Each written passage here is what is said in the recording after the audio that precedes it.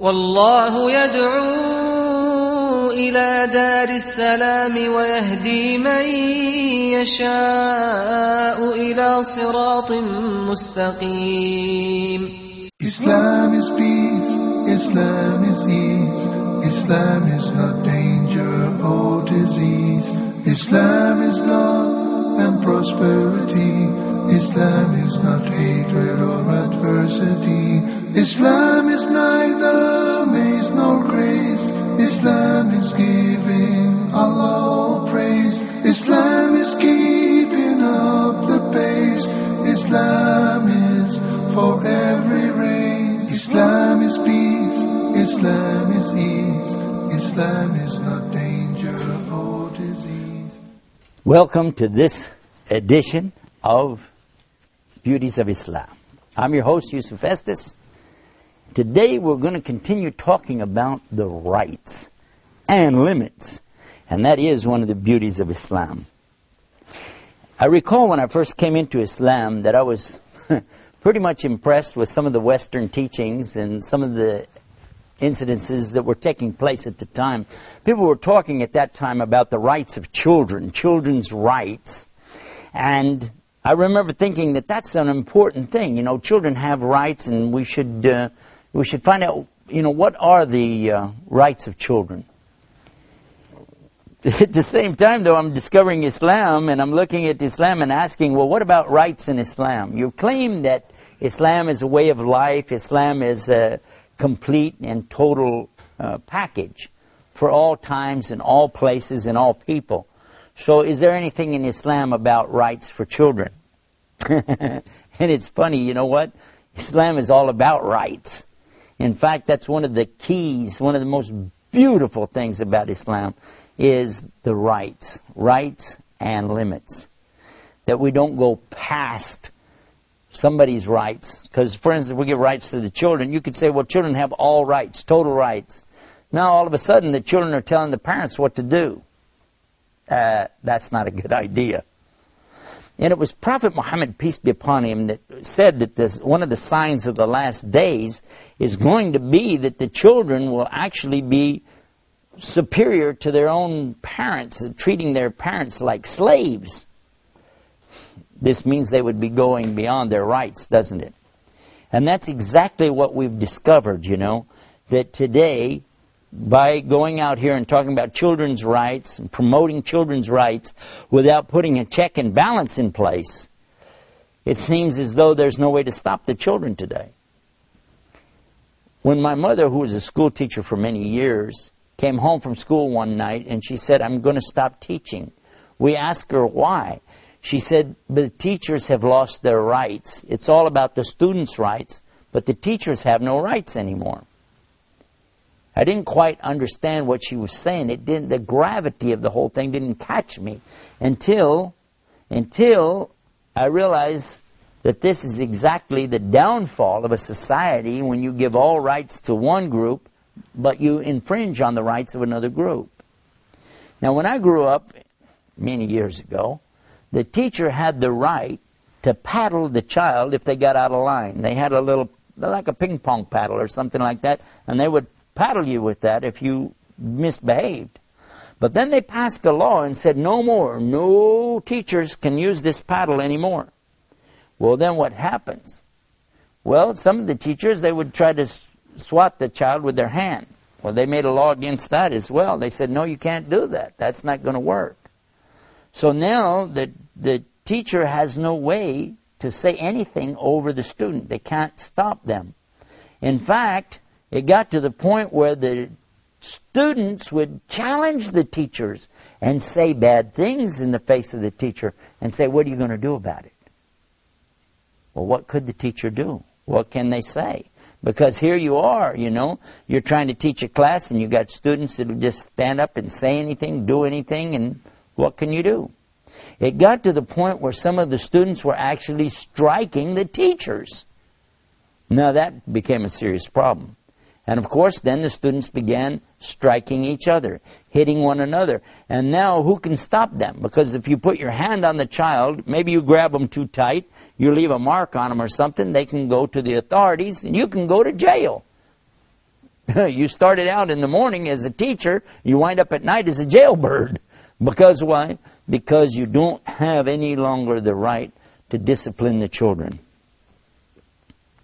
Now, according to the Bible, and that was one of the things that I was very impressed with, of course, in those days as a preacher in Christianity, we find the teaching that's very clear: if you spare the rod, you'll spoil the child.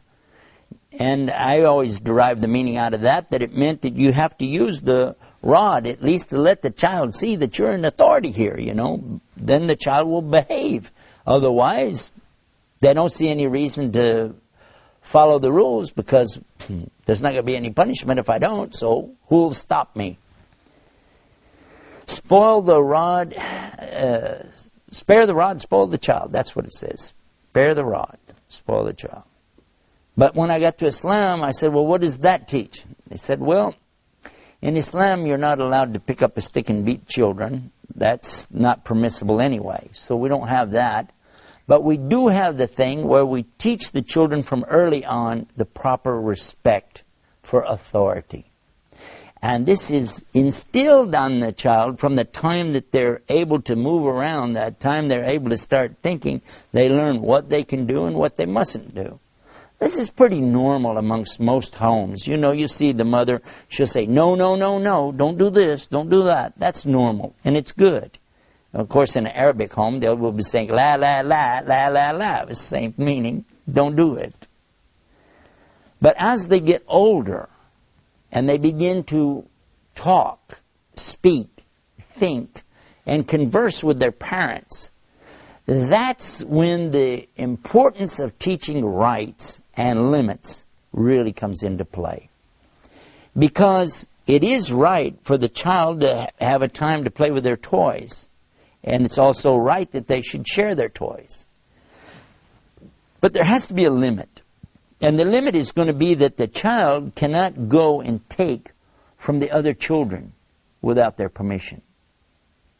So we begin to teach them about asking permission. I remember one of the things that my dear friend Muhammad Abdul Rahman, who was the one who helped me get to Islam, that he taught us this by example. He was very good at giving examples of things so you could see it. One day he went to my daughter, who was about 6 years old at the time, and he asked her if she would like to borrow $1. I said, "You borrow $1? She said yes, so she borrowed the $1 from him. She borrowed $1. He said, okay, and you're my witness. I was a witness. Okay, you got a witness, you borrowed $1. A couple of days later, he asked her, do you have $1? She said she had 4 quarters. He said, okay, can you pay me back the $1 you owe me? She said, okay, and she gave him back the 4 quarters. After she went on to play, I asked him, what was that all about?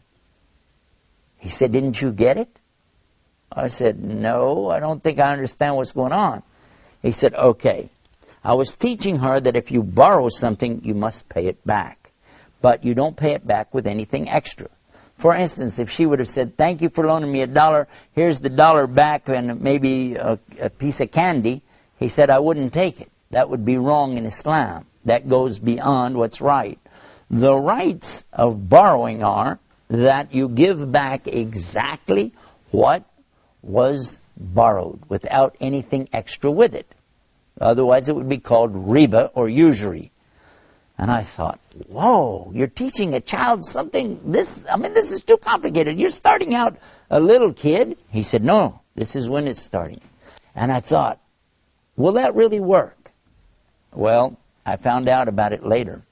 Some years later, it happened at the time of Ramadan, and they have this festival called Eid al-Fitr. And this is the celebration after Ramadan. And one of the things that happens is the children go around and smile real big in the parents' faces, and they give them candy, they give them gifts, and they give them money. And my daughter, sure enough, she came running up to me, Daddy, Daddy, look what somebody gave me. It was $100 bill. And I looked at that $100 bill and I was thinking, wow, we can buy her clothes with this. She can get, some toys with this. Maybe we even buy her, an outfit. We can, so many things I was thinking about could be done with that $100 bill. But she went over to the masjid, the mosque is called masjid, to a box that was there for donations, and she put the whole $100 bill in that box. I said, what? What'd you just do? She said, I put it in there. I said, why? She said, I always wanted to have $100 to put it in the masjid box, because so many times people talked about things that we need, things that the masjid needs, things the school needs. She said, and I knew I didn't have any money, but I knew if I ever got $100, I would put it in there, and I just got to do it. Isn't that good? And I thought about it. I said, look at this. This child has understood something better than I did. Whereas I was thinking we could get her some clothes, we could get her some toys, candy, gum, things like that with the money. And look at what? She's understanding value, a value that's a higher level of value, not just dollars and cents. So what we're learning from this kind of rights is that there is something with limits too. You don't just think about what I get for me. You don't just think about, oh, how is this going to benefit my circumstance right now? But you think about how it will benefit others. And by the way, all the time you're doing that, Allah is for sure going to be recording and making sure that you get full reward here and in the Day of Judgment. So this is something really big for us. This kind of rights that we're talking about, really, we could talk about this for a very long time. There's a lot of depth behind it. But what I'd encourage you to do is to study this. Sit with your teachers of Islam and read the Quran and read some of the stories from the books. Like this is Sahih Bukhari. These are some of the teachings of the Prophet Muhammad, peace be upon him. And we find a lot of things in there that will really help us to understand about rights and limits. And I'll give you an example of just one of the things that impressed me an awful lot about this was the rights and limits is spelled out in one of the chapters of the Quran. Now, in another program, we're talking about this same subject in a bigger detail, but I'll just refer to it for you so that you can look it up. Chapter 49 in the Quran, it's called Surah Al-Hujurat. Surah Al-Hujurat. And when you go to this chapter 49 in the Quran, you're going to be surprised to discover how it's telling you the proper dealings with men and women both. What a man should do, what a woman should do, what women together should do as groups, what you shouldn't do, how to behave, how is your behavior, and the akhlaq is what they call it. This is akhlaq, the behavior. And all of these things are dealing with the rights and limits of a human being. I think this is a good chance for me to sum it up and tell you that if you go to our website, the website it's called beautiesofislam.com, and you'll find programs like this will be displayed there. And you'll get a chance also to find our other links that will take you to the Quran and the teachings of Muhammad. And when you go and watch for yourself these little programs, the snippets that we'll have on there for you, I think it'll help you to put all of it in perspective. But the rights and limits that come with Islam are definitely one of the many beauties of Islam. And having said that, I find myself now we're at the end of another program with so much more to go, so we'll ask you to just be with us the next time right here for more Beauties of Islam. Until then, salam. Islam is peace, Islam is ease, Islam is not danger or disease, Islam is love and prosperity, Islam is not hatred or adversity, Islam is neither maze nor grace, Islam is giving Allah all praise, Islam is keeping up the pace, Islam is for every race. Islam is peace, Islam is ease, Islam is not danger or disease, Islam is love and prosperity, Islam is not hatred or adversity, Islam is neither maze nor grace, Islam is giving Allah all praise.